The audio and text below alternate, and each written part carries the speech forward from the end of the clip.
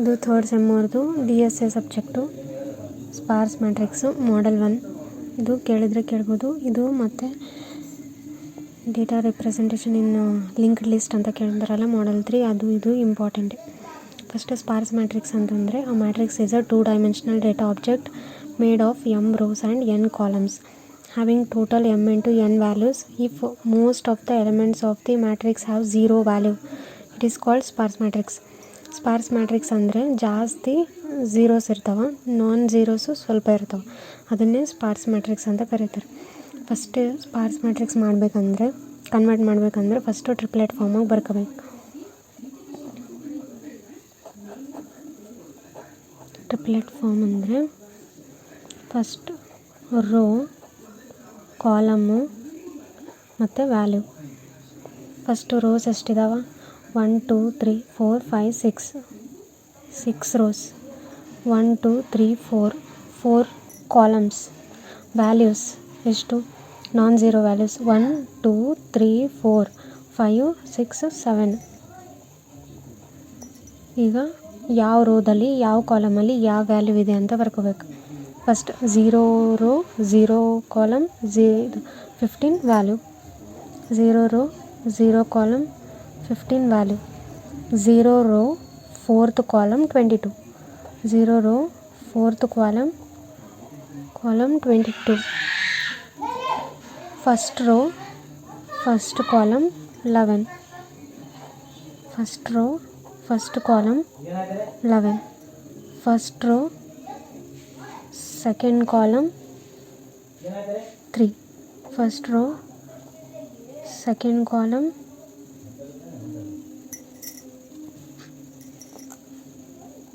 3. Second row 4th column -6. Second row third column. ಇದು 4th column ಅಲ್ಲ, third column ಆಗುತ್ತೆ. 0 1 2 3 ಅಲ್ವಾ? Third column. ಇಲ್ಲಿ ಎಣಿಸ್ಬೇಕಾದ್ರೆ 1 2 3 ಅಂತ ಎಣಿಸ್ಬೇಕು, ಆದರೆ ಇಲ್ಲಿ ಬರೆಯುವಾಗ 0 ಇಂದನೇ ಸ್ಟಾರ್ಟ್ ಮಾಡ್ಕೋಬೇಕೆಲ್ಲ. ಇಷ್ಟಾಯ್ತಾ? 3 ಇದಾಯಿತು. Next -6.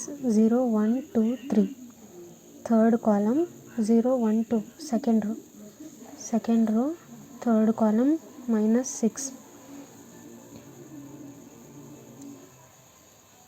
0 1 2 3 4 fourth row 0th column 91.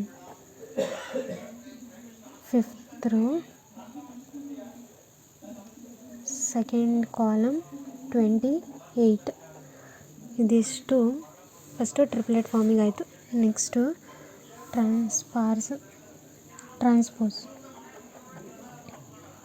Transpose of sparse matrix.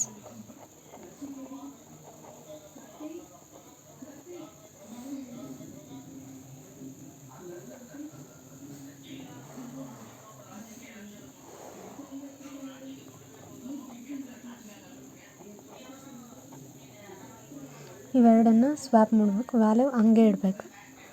ಈಗ 4 6 7 ಇವೆಲ್ಲ ಸ್ವ್ಯಾಪ್ ಮಾಡಬಾರ್ದು. ಫಸ್ಟ್ ಈ ಕಡೆ ಸೈಡು ಝೀರೋಸು, ಆಮೇಲೆ 1 ಆಮೇಲೆ 2 ಆಮೇಲೆ 3 ಆಮೇಲೆ 4 ಇದ್ದರೆ 4. ಫಸ್ಟ್ 0 ನೋಡಬೇಕು. 0 ಎಲ್ಲೈತಿ? ಇಲ್ಲೈತಿ.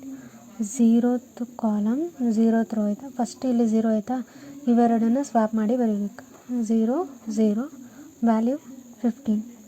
ನೆಕ್ಸ್ಟ್ 0 ಇಲ್ಲೈತೆ. ನೆಕ್ಸ್ಟ್ 0 4 ಸ್ವ್ಯಾಪ್ ಮಾಡಬೇಕು. 91 ವ್ಯಾಲ್ಯೂ. ನೆಕ್ಸ್ಟ್ ಝೀರೋಸ್ ಆಯಿತು. Next 1 first row first column 1 ಆಯಿತು. Next 2 1 value 3. ನೆಕ್ಸ್ಟ್ 2 ಇಲ್ಲೈತೆ. 2 5 28. 2 ಆಯಿತು. ನೆಕ್ಸ್ಟು 3 0 22. ನೆಕ್ಸ್ಟ್ ಈಗ ಆಯಿತು 3 ಐತೆ. 3 2 -6. ಸ್ಪಾರ್ಸ್ ಮ್ಯಾಟ್ರಿಕ್ಸಿಗೆ ಇದು ಟ್ರಾನ್ಸ್ಪೋಸ್ ಆಫ್ ಸ್ಪಾರ್ಸ್ ಮ್ಯಾಟ್ರಿಕ್ಸ್ ಬರಿಬೇಕಂದ್ರೆ ಇದಿಷ್ಟೇ. ಫಸ್ಟು ಟ್ರಿಪ್ಲೆಟ್ ಫಾರ್ಮ್ ಅಂತಂದರೆ ರೋಸ್ ಎಷ್ಟು ಕಾಲಮ್ಸ್ ಎಷ್ಟು ವ್ಯಾಲ್ಯೂ ಯಾವ್ಯಾವು ಇವೆಲ್ಲ ಬರ್ಕೋಬೇಕು. ಅದಾದಮೇಲೆ ಟ್ರಾನ್ಸ್ಪೋಸ್ ಮಾಡಬೇಕಾದ್ರೆ ಫಸ್ಟ್ ಝೀರೋಸ್ನೆಲ್ಲ ನೋಡಿ ಸ್ವ್ಯಾಪ್ ಮಾಡಬೇಕು. ಆಮೇಲೆ 1, ಆಮೇಲೆ 2, ಆಮೇಲೆ 3, ಆಮೇಲೆ 4 ಈ ಥರ ಕಂಟಿನ್ಯೂಷನ್. ಇಲ್ಲಿ ರೋ ಕಾಲಮ್ನ ಇವೆರಡನ್ನೇ ಸ್ವ್ಯಾಪ್ ಮಾಡಿ ಬರೀಬೇಕಷ್ಟೇ. ಇದಿಷ್ಟು ಟ್ರಾನ್ಸ್ಪೋಸ್ ಆಫ್ ಸ್ಪಾರ್ಸ್ ಮ್ಯಾಟ್ರಿಕ್ಸ್.